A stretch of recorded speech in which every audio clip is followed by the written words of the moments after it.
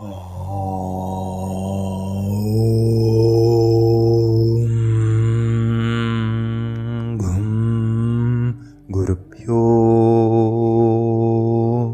നമഃ. ഏവർക്കും പ്രണാമം. നമുക്ക് ശ്രീ വാൽമീകി രാമായണം കഴിഞ്ഞ ദിവസത്തിൻ്റെ തുടർച്ചയിലേക്ക് തന്നെ കടക്കാം. ഭർതൃസ്വരത്തിലുള്ള ദീനവിലാപം ആശ്രമത്തിലുള്ള വൈദേഹി സുവ്യക്തം കേട്ടു.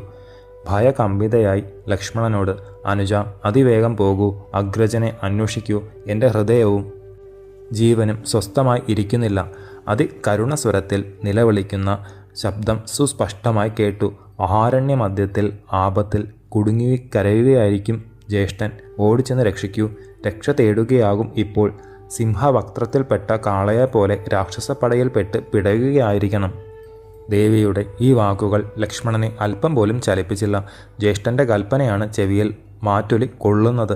സുസ്ഥിരനായി നിൽക്കുന്ന അനുജനെ കണ്ടപ്പോൾ മൈഥിലിയുടെ ഹൃദയം പ്രക്ഷുബ്ധമായി ചൊടിച്ചുകൊണ്ട് തുടർന്നു. ഹാ ലക്ഷ്മണ, ബന്ധുരൂപത്തിൽ ഭാവത്തിൽ പെരുമാറുന്ന നീ ജ്യേഷ്ഠൻ്റെ ശത്രുവാണ്. ദുർദശയിൽപ്പെട്ട അഗ്രജനെ രക്ഷിക്കുവാൻ തോന്നുന്നില്ലല്ലോ. നീ എന്നെ കൊതിക്കുന്നത് കൊണ്ടാണ് ജ്യേഷ്ഠൻ്റെ സമീപത്ത് എത്താത്തതും രക്ഷിക്കാത്തതും. നിനക്ക് സഹോദരനിൽ സ്നേഹത്തിൻ്റെ കണിക പോലുമില്ല. ദുഃഖത്തെയാണ് ജ്യേഷ്ഠൻ്റെ നാശത്തെയാണ് നീ ഇച്ഛിക്കുന്നത്. ആ തേജോനിധിയെ സംരക്ഷിക്കുവാൻ നിനക്ക് തോന്നാത്തത് അതുകൊണ്ടല്ലേ? കഷ്ടം. ഏതൊരാൾ കാരണമാണോ നിനക്കും എനിക്കും ഇവിടേക്ക് വരാൻ സാധിച്ചത്? ആ പുരുഷോത്തമനെ രക്ഷിക്കുവാൻ തോന്നുന്നില്ലല്ലോ. അവിടുന്ന് പ്രാണസംശയത്തിൽ ഇരിക്കുമ്പോൾ എന്നെക്കൊണ്ട് എന്താണ് കാര്യം? ഭയതരളിതയായൊരു മാൻപേടയെപ്പോലെ കമ്പിതഗാത്രയായ വൈദേഹി കണ്ണീരൊഴുക്കിക്കൊണ്ട് പറഞ്ഞതു കേട്ട സൗമിത്രി ഏറ്റവും വിനയത്തോടെ, ദേവി, അവിടുത്തെ ഭർത്താവിനെ, എൻ്റെ ജ്യേഷ്ഠനെ പന്നകാസുര ഗന്ധർവന്മാർക്കോ നരന്മാർക്കോ അമരവരന്മാർക്കോ ജയിക്കുവാൻ സാധിക്കുമെന്ന് തോന്നുന്നുണ്ടോ? ദേവി, പിശാചുക്കൾ, രാക്ഷസന്മാർ, മൃഗങ്ങൾ, കിന്നരന്മാർ, ഘോരധാനവന്മാർ, ഇവരിൽ ആർ തന്നെയായാലും എല്ലാവരും ഒന്നിച്ചു കൂടിയാലും ദേവേന്ദ്ര തുല്യനായ ജ്യേഷ്ഠനോട് സമരത്തിന് സാധ്യമല്ല. ജ്യേഷ്ഠത്തി ഇപ്രകാരം അരുളി ചെയ്യരുതേ. ബലശാലികളിൽ അഗ്രേസരനായൊരുവനു പോലും എൻ്റെ ജ്യേഷ്ഠൻ്റെ നേരിട്ട് നിൽക്കുവാൻ സാധിക്കില്ല. മാത്രമല്ല, രാക്ഷസന്മാരുടെ സ്വച്ഛന്ത വിഹാര കേന്ദ്രമായ ഈ വനമധ്യത്തിൽ ഇവിടുത്തെ മാത്രമാക്കി പുറത്തേക്ക് പോകുന്നത് ഒട്ടും യുക്തവുമല്ല. ദേവി, ദേവേന്ദ്രനെ മുൻനിർത്തി 3 ലോകത്തിലുള്ളവർ ഒന്നിച്ചു ചേർന്ന് എതിർത്താലും എൻ്റെ ജ്യേഷ്ഠൻ്റെ പരാക്രമത്തിന് മുന്നിൽ എത്തില്ല. ആ അമേയ ശക്തിയെ താഴ്ത്താൻ ആർ വിചാരിച്ചാലും സാധിക്കുകയില്ല. ഒട്ടും വ്യസനപ്പെടരുത്. ആ മായാമാനിനെ നിഗ്രഹിച്ച് അടുത്ത നിമിഷത്തിൽ അവിടുത്തെ ജീവനാഥൻ ഇവിടെയെത്തും. ജ്യേഷ്ഠൻ്റെ ശബ്ദമല്ല ആ കേട്ടത്, ഏതോ മായയാണ്. ഗന്ധർവ നഗരം പോലെയുള്ളൊരു മായയാണ് ആ രാക്ഷസൻ കാണിച്ചത്. ദേവി, ഇവിടത്തെ സംരക്ഷിക്കുവാൻ ഭാരം ഏൽപ്പിച്ചാണ് ജ്യേഷ്ഠൻ പോയത്. ദേവിയെ ഏകാകിനിയാക്കി ഇവിടെ നിർത്തി പോകുന്നത് ശരിയാണോ? ഞാൻ അതിനു തയ്യാറല്ല. കരാദികളെ നിഗ്രഹിച്ചതിൽ, ജനസ്ഥാനത്തുള്ള അരക്കന്മാരെ മുഴുവൻ അവസാനിപ്പിച്ചതിൽ നിശാചര വംശത്തിന് നമ്മോട് അതിരറ്റ വൈര്യമുണ്ട്. പലതരത്തിലുള്ള ശബ്ദം പുറപ്പെടുവിക്കുവാൻ രാക്ഷസന്മാർക്ക് സാധിക്കും. അത് കേട്ട് ദേവിയെപ്പോലെയുള്ളവർ വിഷമിക്കുകയോ? ഇപ്രകാരം ലക്ഷ്മണൻ്റെ സത്യവചസ്സുകൾ കേട്ട സീതാദേവിക്ക് കോപം ഒന്നുകൂടി ആളിക്കത്തി. കൺചുകന്നു, പുരികങ്ങൾ വളഞ്ഞു. അതിപരുഷങ്ങളായ വാക്കുകൾ തുടർന്നു. ഹേ അധമാധമ, ദയയില്ലാത്തവനെ, വംശദൂഷക, നൃശംസ, ശ്രീരാമദേവന് അതിമഹത്തായ വ്യസനം ഉണ്ടാക്കുന്നത് നിനക്ക് ഏറ്റവും ഇഷ്ടമാണ്. അദ്ദേഹത്തിൻ്റെ അഴലറിഞ്ഞും ഉത്തരം ഓരോന്ന് പറഞ്ഞ് ഒഴിയുന്നത് അതുകൊണ്ടാണ്. നിന്നെപ്പോലെയുള്ള ഗൂഢശത്രുക്കളിൽ ഇത്തരത്തിലുള്ള പാപ കർമ്മ താൽപ്പര്യം ഉണ്ടായതിൽ അത്ഭുതമില്ല. മഹാരണ്യത്തിൽ ഏകനായി വസിക്കുന്ന അഗ്രജനെ പിന്തുടരുന്നത് എന്നെക്കുറിച്ചുള്ളൊരു മറ മാത്രമാണ്. ഭരതൻ ഇതിനു വേണ്ടി നിന്നെ അയച്ചതാണെന്ന് തോന്നുന്നു. നീ ഏകനായി ദേവനെ അനുഗമിക്കുന്നത് മറ്റൊന്നിനുമല്ല. ഹേ സൗമിത്രി, നിനക്കോ ഭരതനോ ഈ ആഗ്രഹം ഒരിക്കലും സഫലമായി തീരുന്നതല്ല. ഇന്ദീവരദള ശ്യാമ സുന്ദരനായ ശ്രീരാമദേവൻ്റെ പത്നി, ആ പുരുഷോത്തമനെ ഭർത്താവായി സ്വീകരിക്കുവാൻ സാധിച്ച സ്ത്രീ നിന്നെപ്പോലെയുള്ള ശുദ്രന്മാരെ ആഗ്രഹിക്കുമോ? നിർദയനായ ലക്ഷ്മണ, ശ്രീരാമനില്ലാതെ സീതയില്ല. നിന്റെ മുമ്പിൽ വെച്ച് ഇതാ ഞാൻ പ്രാണനെ ഉപേക്ഷിക്കും. രോമാഞ്ചജനകമായ ഇത്തരം വാക്കുകൾ ജിതേന്ദ്രിയനെ വിഷമിപ്പിച്ച് ഹൃദയത്തെ മതിച്ചു തുടങ്ങി. ശിരസിൻ മുകളിൽ കൈകൂപ്പിക്കൊണ്ട് അതിവിനയത്തോടെ മൃദുവായി പറഞ്ഞു, ദേവി, അവിടുന്ന് എൻ്റെ ഈശ്വരിയാണ്. എന്നെപ്പോലെയുള്ള ഭക്തന്മാർക്ക് ഇതിനെല്ലാം ഉത്തരം പറയുവാൻ സാധ്യമല്ല. മൈഥിലി ദേവി, അയുക്തങ്ങളായ വാക്കുകൾ ഒരു സ്ത്രീയിൽ നിന്ന് പുറപ്പെട്ടാൽ ആശ്ചര്യപ്പെടുവാനില്ല. മിക്ക സ്ത്രീകളും ധർമാധർമ്മങ്ങൾ അറിയാത്തവരും ചപല സ്വഭാവത്തോടു കൂടിയവരും തീക്ഷ്ണ സ്വഭാവം ഉള്ളവരും ചിത്രവാസന ഉള്ളവരുമായി കാണാം. ജനകാത്മജയായ വൈദേഹി എൻ്റെ ചെവികൾക്ക് പഴുപ്പിച്ച അമ്പുകളാണ് ദേവിയുടെ ഓരോ വാക്കും. ഈ മഹാവനവാസികൾ എല്ലാവരും എൻ്റെ ന്യായവാക്കുകൾക്കും അവിടുത്തെ അന്യായ വാക്കുകൾക്കും സാക്ഷികളാണ്. നാരികൾ സ്വതവേ ദുഷ്ടസ്വഭാവികളാണ്. ഇത്തരത്തിലുള്ള വാക്കുകൾ നിർവ്യാജ ഭക്തനായ എന്നോട് അരുളി ചെയ്ത ദേവിയുടെ സന്തോഷ ജീവിതം ഇതാ അവസാനിക്കാറായി. ഗുരുവാക്യം അണുവും തെറ്റിക്കാൻ ഇഷ്ടപ്പെടാത്ത എന്നെ സംശയിക്കുന്നുവല്ലോ. ഹേ ദേവി, ഞാൻ ഭ്രാതൃസമീപത്തിലേക്ക് പോകുന്നു. നിന്തിരുവടിക്ക് സ്വസ്തി ഭവിക്കട്ടെ. വനദേവതകൾ അവിടുത്തെ രക്ഷിക്കട്ടെ. ദേവി, ഘോരതരങ്ങളായ ദുർനിമിത്തങ്ങളാണ് ഞാൻ കാണുന്നത്. അഗ്രജനോടുകൂടി ഇവിടെ എത്തുന്ന എനിക്ക് ദേവിയെ കാണുവാൻ സംഗതി വരട്ടെ എന്ന് പ്രാർത്ഥിക്കുന്നു. വീരവീരനായ ലക്ഷ്മണന്റെ വാക്കുകൾ കേട്ട് കണ്ണീരൊഴുക്കിയ ജാനകി കടുത്ത വാക്കുകൾ തന്നെ തുടർന്നു. ലക്ഷ്മണ, ശ്രീരാമദേവൻ വിട്ടുപിരിഞ്ഞാൽ ഞാൻ ഗോദാവരിയിൽ ചാടും, അല്ലെങ്കിൽ പാശത്തിൽ തൂങ്ങും. അതുമല്ലെങ്കിൽ വിഷപാനം ചെയ്യുകയോ അഗ്നിയിൽ പതിക്കുകയോ ചെയ്യും. ശ്രീരാമചന്ദ്രനെ അല്ലാതെ മറ്റൊരു പുരുഷനെ എൻ്റെ പാദം കൊണ്ടുപോലും ഞാൻ സ്പർശിക്കുകയില്ല. സൗമിത്രിയെ നിന്ദിച്ചുകൊണ്ടുള്ള വാക്കുകൾ ഇത്തരം പലതും പുലമ്പി നിമഗ്നയായ മൈഥിലി വയറ്റത്തടിച്ച് ഉറക്കെ കരഞ്ഞു. മഹാത്മാവായ ലക്ഷ്മണൻ അതിവ്യസനത്തോടെ വീണ്ടും സ്വാന്തനം ഓതിയെങ്കിലും ഭർത്തൃ സഹോദരനോട് ദേവി ഒരക്ഷരവും ഉരിയാടിയില്ല. അഴലിൻ്റെ രൂപം പൂണ്ട ജ്യേഷ്ഠത്തിയെ അല്പം സമീപിച്ച് തൊഴുത് അഭിവാദ്യം ചെയ്ത് നമസ്കരിച്ച് വീണ്ടും വീണ്ടും പിന്തിരിഞ്ഞു നോക്കി അഗ്രജ സമീപത്തിലേക്ക് ആത്മജ്ഞാനിയായ സൗമിത്രി യാത്ര തുടർന്നു. ജ്യേഷ്ഠത്തി ദേവിയുടെ പരുഷവാക്കുകൾ കൊണ്ട് മനസ്സുകെട്ട ലക്ഷ്മണന് കോപവും താപവും വർദ്ധിച്ചു. അഗ്രജ ദർശനത്തിൽ അത്യാഗ്രഹത്തോടെ അടവിയുടെ മധ്യത്തിലേക്ക് പോയി മറഞ്ഞു. ആശ്രമ സമീപത്തിൽ തക്കം നോക്കി നിന്നിരുന്ന അരക്കർ കോൻ ആ സന്ദർഭം ഒട്ടും പാഴാക്കിയില്ല. സന്യാസരൂപധാരിയായി വൈദേഹിയുടെ നേരിട്ട് പെട്ടെന്ന് ചെന്നു. ജട, കൊട, മെതിയടി, മൃദുലമായ കാവ്യവസ്ത്രം, കമണ്ടലു, ഇടത്തെ ചുമലിൽ യോഗദണ്ഡ് എന്നിവ ധരിച്ച രാവണൻ ശ്രീരാമലക്ഷ്മണന്മാർ ഇല്ലാത്ത പർണശാലയിലേക്ക് പ്രവേശിച്ചു. സൂര്യചന്ദ്രന്മാരില്ലാത്ത സന്ധ്യ പോലെ ബലശാലികളായ ദശരഥ നന്ദനന്മാരില്ലാത്ത ആശ്രമത്തിലേക്ക് ഊർജിതനായ ദശകന്ധരൻ എത്തി. ശ്രീരാമപത്നിയെ ലോകൈക സുന്ദരിയായ സീതാദേവിയെ സകുതുകം നോക്കി. തിങ്കളോട് കൂടാത്ത രോഹിണി നക്ഷത്രത്തെ ചൊവ്വാഗ്രഹം തീണ്ടുന്നത് പോലെ ആ ദാരുണ ദാനവേന്ദ്രൻ കാമിനിയാംഗിയായ വൈദേഹിയെ അവലോകനം ചെയ്തപ്പോൾ ജനസ്ഥാനത്തിലുള്ള മാമരങ്ങൾ കൂടി നിശ്ചലങ്ങളായി. സർവവ്യാപിയും സദാ ഗതിയുമായ വായു ചലനരഹിതനായി. അതിവേഗത്തിൽ പ്രവഹിച്ചുകൊണ്ടിരുന്ന ഗോദാവരി നദി മന്ദഗതിയിലായി. ശ്രീരാമചന്ദ്രനില്ലാത്ത തഞ്ചം നോക്കി ആ ദുഷ്ടൻ ശിഷ്ടന്റെ വേഷത്തിൽ ചിത്രാ നക്ഷത്രത്തെ ശനിഗ്രഹം എന്ന പോലെ സൗഭാഗ്യകേന്ദ്രമായ സീതാദേവിയുടെ സവിധത്തിലേക്ക് ഭിക്ഷുവേഷത്തിൽ പതുക്കെ എത്തി. പച്ചപ്പുൽ മൂടിയ അഗാധ കിണർ പോലെ വഞ്ചകനായ രാവണൻ പൂർണ്ണചന്ദ്ര വദനയും പുകളേറിയവളുമായ വൈദേഹിയെ വീണ്ടും വീണ്ടും നോക്കി. പല്ലവാധരങ്ങളും കുന്തമുകള തുല്യ ദന്തങ്ങളും ഒത്തുചേർന്നവളും ഭർത്തൃവിയോഗത്താൽ കണ്ണീർ ധാരധാരയായി പ്രവഹിക്കുന്നവളുമായ സീതാദേവിയെ ദുർബുദ്ധിയായ ആ നിശാചരൻ കുറച്ചുകൂടി സമീപിച്ചു. മഞ്ഞപ്പട്ടുടുത്ത് കാന്ധാരമധ്യത്തിൽ പ്രശോഭിക്കുന്ന സാക്ഷാൽ മഹാലക്ഷ്മി ജാനകീദേവിയുടെ സൗന്ദര്യമതു നുകർന്ന് കാമശരപീഡിതനായ രാക്ഷസ അധിപൻ വേദമന്ത്രങ്ങൾ ഉദ്ഘോഷിച്ചുകൊണ്ട് ആ വിജനദേശത്തിൽ അതിവിനയം നടിച്ച് ദേവിയോട് മന്ദം ചോദിച്ചു. സ്വർണവർണ്ണ നിറമാർന്ന് പത്മദളമാല ചാർത്തി ലക്ഷ്മീദേവിയെപ്പോലെ പ്രോജ്വലിക്കുന്ന ഭവതി ആരാണ്? ഹ്രീയോ, ശ്രീയോ, ലക്ഷ്മിയോ, കീർത്തിയോ, ഐശ്വര്യദേവതയോ, അപ്സര സ്ത്രീരത്നമോ, സ്വച്ഛന്ദ സഞ്ചാരിണിയായ രതിയോ?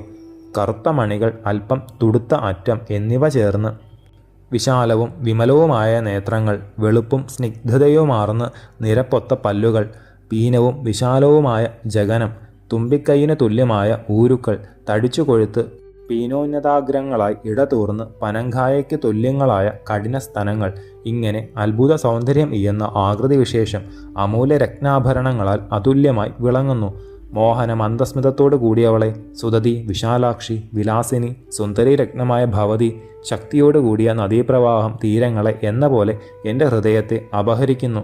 ഒരു കൈപ്പിടിയിൽ ഒതുക്കത്തക്ക അരക്കെട്ട്, നീണ്ടു ചുരുണ്ട് പനങ്കുല പോലെയുള്ള കേശങ്ങൾ, കഠിനവും ചാരുവുമായ കുജങ്ങൾ, ഭവതിയെപ്പോലെ ദേവന്മാരിലോ കിന്നരന്മാരിലോ ഗന്ധർവന്മാരിലോ യക്ഷന്മാരിലോ മനുഷ്യന്മാരിലോ ഒരു സ്ത്രീയെ ഞാൻ ഇതുവരെ ഒരു ലോകത്തിലും കണ്ടിട്ടില്ല. അലോക സാമാന്യമായ ഈ അഴകും സൗകാര്യം എഴുന്ന ദേവിയുടെ പ്രായവും വനവാസത്തിന് യോജിച്ചതല്ല. അതാലോചിക്കുമ്പോൾ എൻ്റെ ഹൃദയം ഭ്രാന്തുമിടിക്കുന്നത് പോലെ തോന്നുന്നു. അല്ലയോ സുന്ദരീരത്നമേ, ഉഗ്രന്മാരും കാമരൂപികളുമായ രാക്ഷസന്മാർ വസിക്കുന്ന കാന്താരമാണിത്. ഭവതി മടങ്ങിപ്പോവുക. മനോഹരങ്ങളായ മണിമേടകൾ, പട്ടണങ്ങളിലെ പുഷ്പസമൃദ്ധങ്ങളും സുഗന്ധപൂരിതങ്ങളുമായ പൂന്തോപ്പുകൾ എന്നിവയിലാണ് ഭവതി വിഹരിക്കേണ്ടത്. എല്ലാ ലക്ഷണങ്ങളും ഒത്തുചേർന്ന ദേവിയോട് കൂടിയാൽ മാത്രമേ മാലകൾക്കും ഭോജ്യവസ്തുക്കൾക്കും വിചിത്രങ്ങളായ ആടകൾക്കും എന്തിനധികം ഉത്തമനായൊരു ഭർത്താവിന് പോലും ശ്രേഷ്ഠതയുണ്ടാവുക. യഥാർത്ഥത്തിൽ ദേവി രുദ്രദേവന്മാരിൽ പ്രാധാന്യമർഹിക്കുന്ന ദേവിയാണോ? മരുത്തുകൾ, വസുക്കൾ ഇവരിൽ ആരുടെയെങ്കിലും ദേവിയാണോ? അരക്കന്മാരുടെ അധിവാസസ്ഥാനമായ ഈ അരണ്യത്തിൽ ദേവന്മാർ, ഗന്ധർവന്മാർ തുടങ്ങിയവർ സാധാരണ വരാറില്ല. ഈ കൊടുങ്കാട്ടിൽ കടുവ, പുലി, നരി, കുറുനരി, ചെന്നായ, സിംഹം, കഴു, കുരങ്ങ് തുടങ്ങിയ ദുഷ്ടജീവികൾ ധാരാളമുണ്ട്. എന്നിട്ടും ഒട്ടും ഭയം തോന്നുന്നില്ലേ? മതമൊഴുകിയ കൊലയാന കൊമ്പന്മാർ സ്വച്ഛന്തം വിഹരിക്കുന്ന വനത്തിൽ ഏകാഗ്നിയായിരുന്നിട്ടും പേടി തോന്നാത്തതിൽ അത്ഭുതം തോന്നുന്നു. ഘോര രാക്ഷസന്മാർ സദാസമയം ക്രീഡിച്ചുകൊണ്ടിരിക്കുന്ന ദണ്ഡക മഹാരണ്യത്തിൽ വസിക്കുന്ന സുന്ദരീരത്നമായ ഭവതി ആരാണ്? ആരുടെ പുത്രിയാണ്? വന്നത് എന്തിനാണ്? എവിടെ നിന്നാണ്? സഹായത്തിന് ആരും ഇല്ലാതെ തനിയെ താമസിക്കുന്നത് എന്തിനാണ്? ദുർബുദ്ധിയായ രാവണൻ ഇങ്ങനെ പല വിധത്തിലും ദേവിയെ ശ്ലാഘിച്ചു പറഞ്ഞു. ബ്രാഹ്മണവേഷം ധരിച്ച ധാനവേന്ദ്രനെ കണ്ട മൈഥിലി വിധി അനുസരിച്ച് അതിഥി പൂജ ചെയ്തു.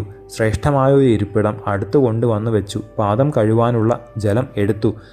കമണ്ഡലു, യോഗദണ്ഡ് തുടങ്ങിയ സന്യാസ ലക്ഷണങ്ങളൊത്ത ആൾ ഒരു ബ്രാഹ്മണോത്തമൻ ആകുമെന്ന് വൈദേഹി വിശ്വസിച്ചു.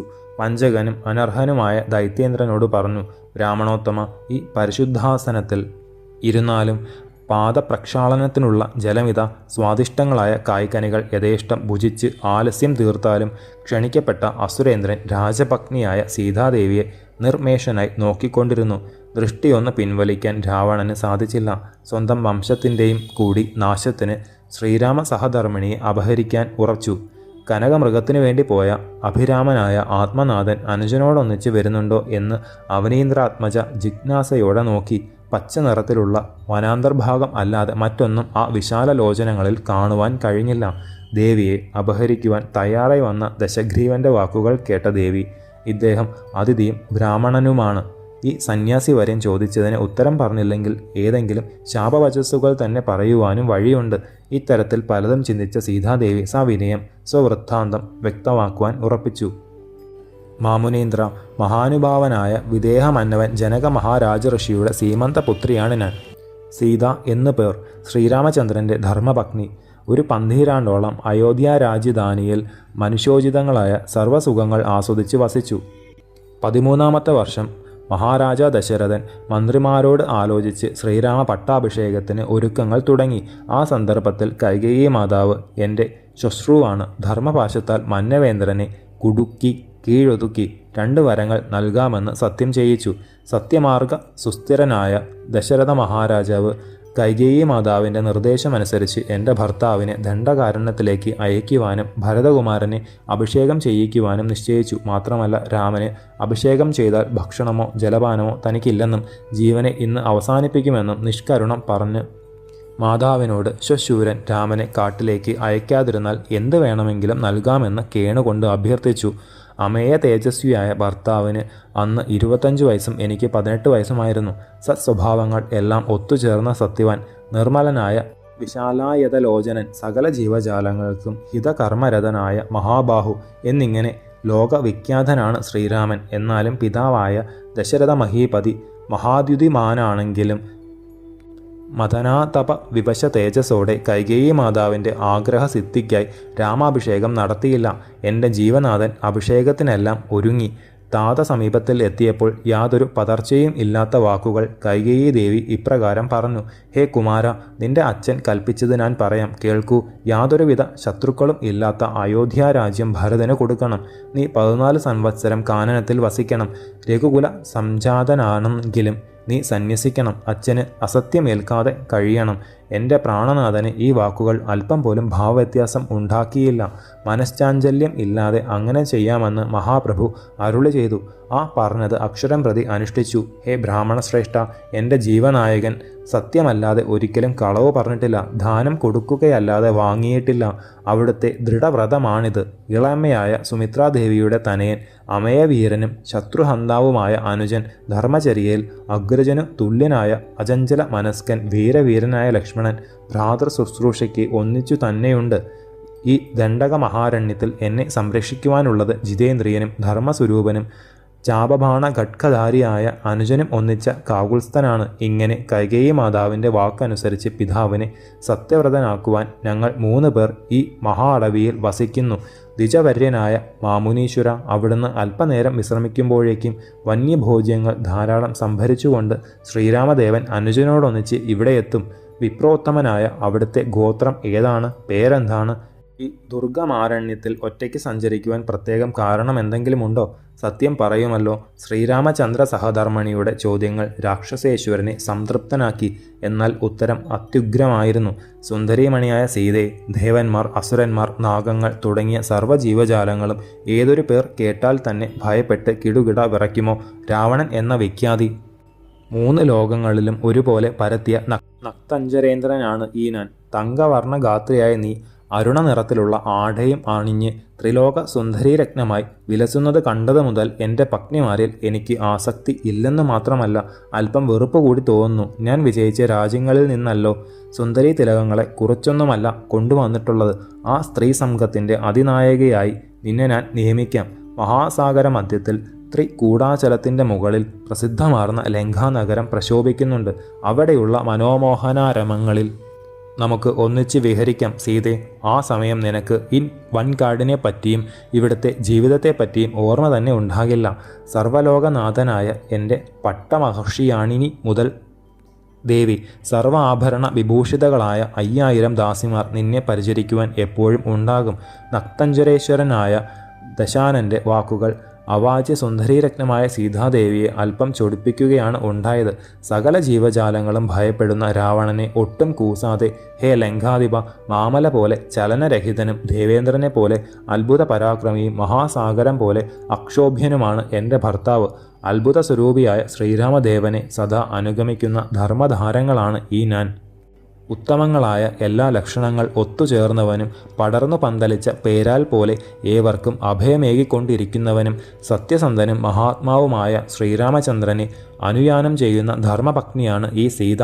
ഉരുണ്ടു നീണ്ട കൈകൾ, വിശാലമാറിടം, സിംഹതുല്യ പരാക്രമം, തത്തുല്യ ഭാവവും നടത്തവും ഇതെല്ലാം ഒത്തുചേർന്ന രഘുവരരാമൻ്റെ ധർമ്മപത്നിയാണ് ഈ ഞാൻ. ശരൽക്കാല പൂർണ്ണചന്ദ്രവദനനും ഇന്ദ്രിയ നിഗ്രഹം ചെയ്തവനും മഹാനുഭാവനും അനശ്വര കീർത്തിമാനും രഘുവംശരാജകുമാരനുമായ ശ്രീരാമചന്ദ്രൻ്റെ സഹധർമ്മിണിയാണ് ഞാൻ. നിശാചരപതിയായ രാവണ, മനുഷ്യസിംഹ പത്നിയായ ഈ സിംഹിയെ വെറുമൊരു കുറുക്കനെ പോലെയുള്ള നീയാണോ ആഗ്രഹിക്കുന്നത്? മാർത്താണ്ഡ പോലെ എന്നെയുണ്ടോ നിനക്ക് സ്പർശിക്കുവാൻ സാധിക്കുന്നു? രാക്ഷസേശ്വര, മന്ദഭാഗ്യനായ നിനക്ക് അനേകം കാഞ്ചന വൃക്ഷങ്ങളെ കാണുവാൻ സാധിച്ചിട്ടുണ്ടാകും. പക്ഷേ രഘുവംശരത്നമായ ദാശരഥിയുടെ ധർമ്മപത്നിയെ ഹേ രാവണ നീ ആഗ്രഹിക്കുന്നുവല്ലോ. കഷ്ടം തന്നെ. ക്ഷുൽപ്പിപാസാദികളാൽ ഏറ്റവും കുപിതനായൊരു ഉഗ്രസിംഹത്തിൻ്റെയോ കാകോള വിഷമാർന്ന മഹാസർപ്പത്തിൻ്റെയോ വായിൽ നിന്ന് ദംഷ്ട്ര പറിക്കുവാൻ വിചാരിക്കുകയാണ് നീ ഇപ്പോൾ. മഹാഗിരിയായ മന്ദരത്തെ കൈകളാൽ സലിലം എടുക്കുവാനാണ് നീ ഇച്ഛിക്കുന്നത്. ധാനവേന്ദ്ര, കാളകൂട വിഷം പാനം ചെയ്ത് സ്വൈര്യമായിരിക്കുവാൻ നിശിതാഗ്രമായ സൂചിയാൽ കണ്ണുകൾ നല്ലപോലെ തുടയ്ക്കുവാൻ ഏറ്റവും മൂർച്ചയുള്ള വാൾ തല നക്കുവാൻ വിചാരിക്കുന്നൊരു വിഡ്ഢിയെപ്പോലെയാണ് ഹേ രാവണ ശ്രീരാമചന്ദ്രപ്രിയ പത്നിയെ നേടുവാൻ നീ ആഗ്രഹിക്കുന്നത്. ഹേ ലങ്കാധിപ, നിന്റെ ഇപ്പോഴത്തെ ആഗ്രഹം വലിയൊരു കരിങ്കല്ല് കഴുത്തിൽ കെട്ടിത്തൂക്കി സമുദ്രം നീന്തുവാൻ ഇച്ഛിക്കുന്നത് പോലെയാണ്. കത്തുന്ന തീയനെ വസ്ത്രത്തിൽ പൊതിഞ്ഞ് സൂക്ഷിക്കുവാനാണ് നീ ഉദ്ദേശിക്കുന്നത്. സൂര്യചന്ദ്രന്മാരെ 2 കൈകളിൽ എടുത്ത് സ്വച്ഛന്തം ക്രീഡിക്കുവാൻ വിചാരിക്കുന്നത് പോലെയാണ്. കഷ്ടം. രാക്ഷസാധിപനായ നീ ശ്രീരാമചന്ദ്ര പത്നിയെ അപഹരിക്കുവാൻ ആഗ്രഹിക്കുന്നുവല്ലോ. വജ്രതുല്യമൂർച്ചയുള്ള ശൂലാഗ്രത്തിൽ നടക്കുവാനോ നൃത്തം വയ്ക്കുവാനോ സാധിച്ചേക്കാം. നാഗേന്ദ്രൻ്റെ കാളകൂട വിഷം വിരൽ കൊണ്ട് തുടച്ചു നീക്കുവാൻ കഴിഞ്ഞേക്കാം. അതിലും കടുത്ത കാര്യമാണ് നീ ഇപ്പോൾ ഇച്ഛിക്കുന്നത്. മൃഗേന്ദ്രനും കുറുക്കനും എന്ന പോലെ, മഹാസാഗരവും കാട്ടരുവിയും എന്ന പോലെ, സുധാരസവും അരിക്കൊടിയും എന്ന പോലെ വ്യത്യാസമാണ് ശ്രീരാമനും നിന്നിക്കും ഉള്ളത്. കറകളഞ്ഞ സ്വർണത്തിനും ഈയക്കട്ടിക്കും പരിശുദ്ധ ഹിമസലിലത്തിനും ചളിക്കും രാജഹംസത്തിനും കഴുകനും ഉള്ള വ്യത്യാസമാണ് രാജേന്ദ്രനായ ശ്രീരാമചന്ദ്രനും രാക്ഷസവര്യനായ നിനക്കുമുള്ളത്. ദൈത്യരാജ, ദേവേന്ദ്രതുല്യനായ ശ്രീരാമദേവൻ ചാപബാണങ്ങൾ ധരിച്ചുകൊണ്ടിരിക്കുമ്പോൾ ഞാൻ അപഹൃതയായാലും ഈച്ചയ്ക്ക് നെയ്യ് എന്നതുപോലെ നിനക്ക് ഒരിക്കലും ദഹിക്കുകയില്ല. പരിശുദ്ധയായ ജാനകി ദേവി യാതൊരു കൂസലും കൂടാതെ ലോക കണ്ടകനായ രാവണനോട് ഇപ്രകാരം പറഞ്ഞപ്പോഴേക്കും ആ പൂമേനി കൊടുങ്കാറ്റു തട്ടിയ വാഴ പോലെ വിറച്ചു. അന്തകതുല്യനായ രാവണൻ ആകട്ടെ സീതാദേവി ഭയന്ന് വിറയ്ക്കുന്നത് കണ്ടപ്പോൾ അതൊന്നുകൂടി അധികരിപ്പിക്കുവാൻ സ്വന്തം കുലം, ബലം, നാമം, സകർമ്മ സാമർഥ്യം എന്നിവയെക്കുറിച്ച് വിവരിക്കുവാൻ തുടങ്ങി. ശേഷം ചരിതം നമുക്ക് അടുത്ത ഭാഗത്തിലൂടെ കാണാം. ഗുരുപാദങ്ങളിൽ സാഷ്ടാംഗ പ്രണാമത്തോടെ നമസ്കാരം.